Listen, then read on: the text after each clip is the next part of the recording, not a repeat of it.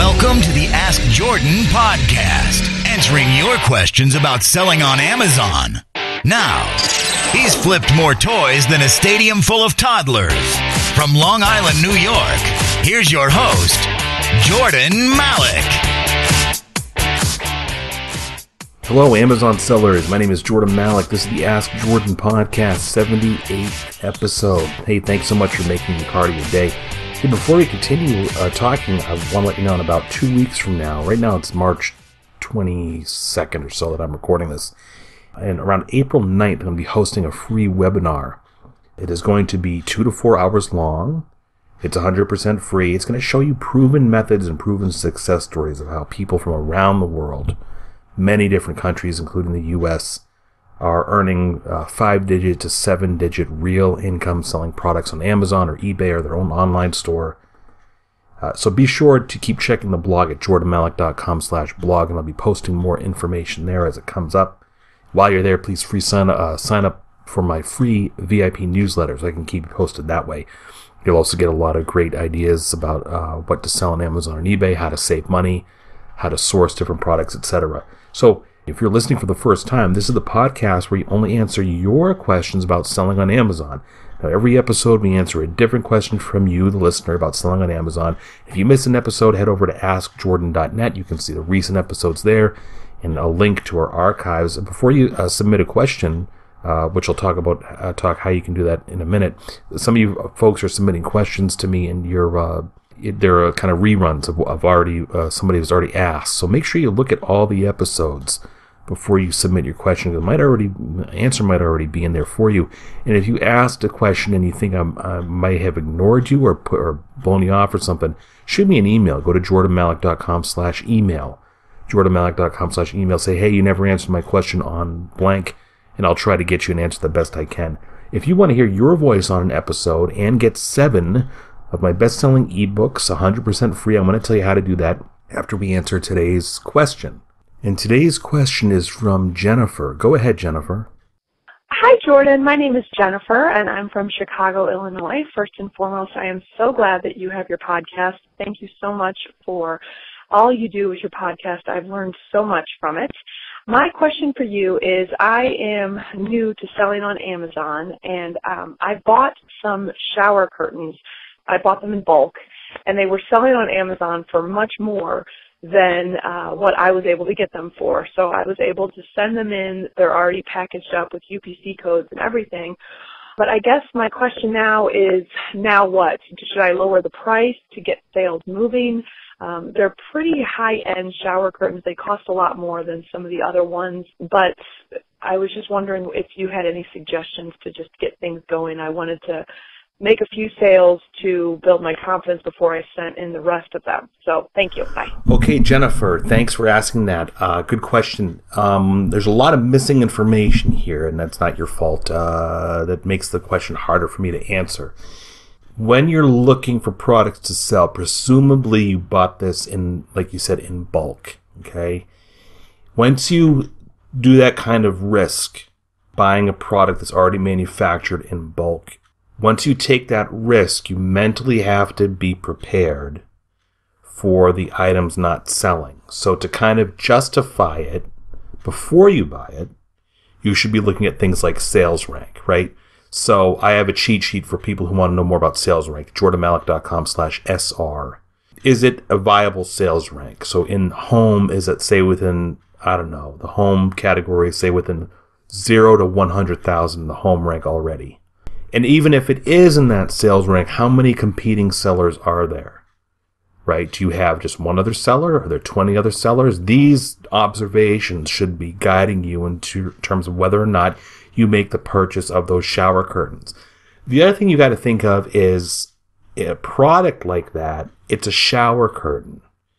When I'm buying stuff, whether it's quantity 1 or quantity 100, I'm asking myself, can the average consumer get in their car and drive within 30 minutes or so to buy something like this, right? Even if it's a high-end shower curtain, you don't see a market clamoring for high-end shower curtains where they can't find it anywhere.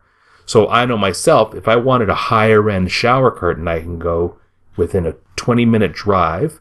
I can go to Marshall's, TJ Maxx, Macy's, Nordstrom's, Bed Bath & Beyond, maybe Target, Kohl's. I can find a high-end shower curtain virtually anywhere. So you have to think about that in terms of balancing whether or not you're gonna buy that to resell. And once you weigh all those factors, you should be in a better position. Your gut should be telling you, yeah, I'll buy this to resell, or I shouldn't. In a situation like that, could you have bought, say, quantity 5 to test it? Did you see the completed listings on eBay just for comparison? If this same exact shower curtain is selling on eBay on their completed listings, I have a tool for that, by the way. If you go to jordanmalik.com/clear, CLEER, jordanmalik.com/clear. I have a tool that works only within the Chrome browser, but you don't need the tool to look at completed listings. Just Google how to look at completed sold listings on eBay.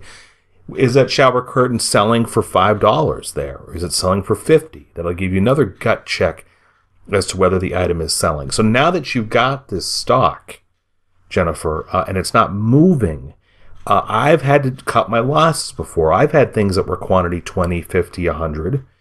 And I've either had, depending on the price point, I've had Amazon destroy them and submit a ticket to have Amazon dispose of them, or I've knocked down the price.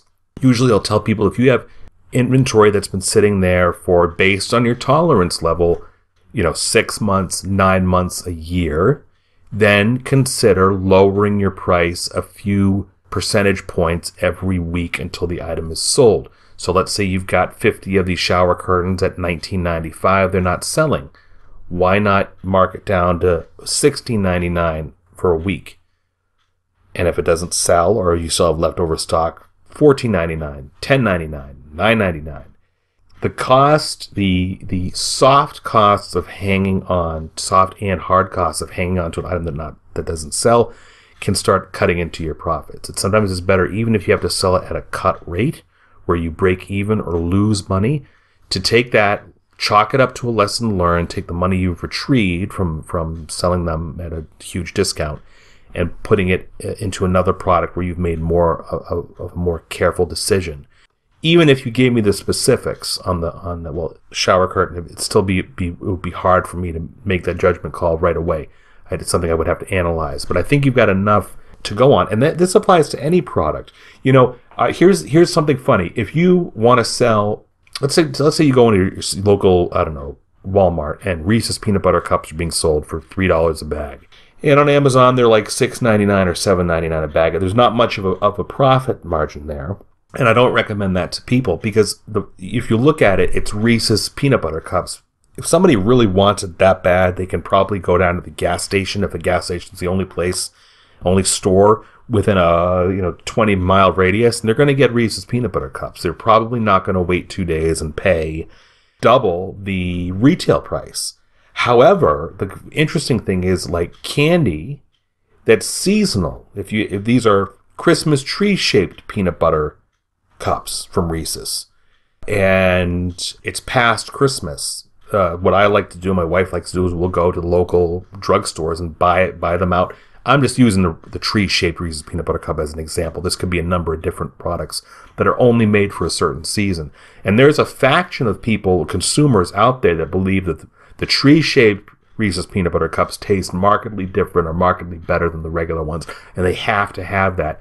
But come, January or February, you can't find them in stores anymore, right? So people will pay double the retail price. So if I bought them for $3 a bag, and they were normally $6.99, and they were like 60% off, and I bought them for $3 a bag after Christmas, it's very possible I'll sell them for $11, $12, $12.99, $13.99, $13.99, etc. And there is a faction of consumers that will actually buy that, even though it's past twice the retail, 3 times the retail price, the full retail. So I'm making, $6 profit per bag, $5 profit per bag, and my wife purchased 50 bags. That's $250 profit on with very little effort. So think about those things when you're thinking about things that are. A reason I mention that is I want to make a difference between Yes, Reese's peanut butter cups you can buy in virtually any store. At any time you have a hankering for them as a consumer. Shower curtain, the same thing. You need a shower curtain, you'll go get one. Even if it means, a Walmart $2 shower curtain. There's plenty of options out there for you locally. But you have to gauge those types of things when you're thinking about, do I buy this to resell on Amazon? Is somebody going to pay a reasonable amount higher than what I paid for the product because they have Amazon Prime, they can get it in 2 days? Or will they, just find it, can they find an equal substitute locally? So I hope that helps you, Jennifer. Jennifer gets all 7 of my ebooks about selling on Amazon and eBay. Jennifer, just go over to AskJordan.net, click on the small envelope icon in the upper right-hand corner. Send me an email so I know where to send your ebooks to. And if you, the listener, want to submit your question to the podcast and have a chance to win all my best-selling ebooks like Jennifer, call 516-619-ONLINE. That's 516-619-6654. That's an automated voice line. Or go to AskJordan.net and scroll down and look for the directions on submitting your question. Hey, thanks so much for listening. This has been the Ask Jordan Podcast. We'll see you again in our next episode.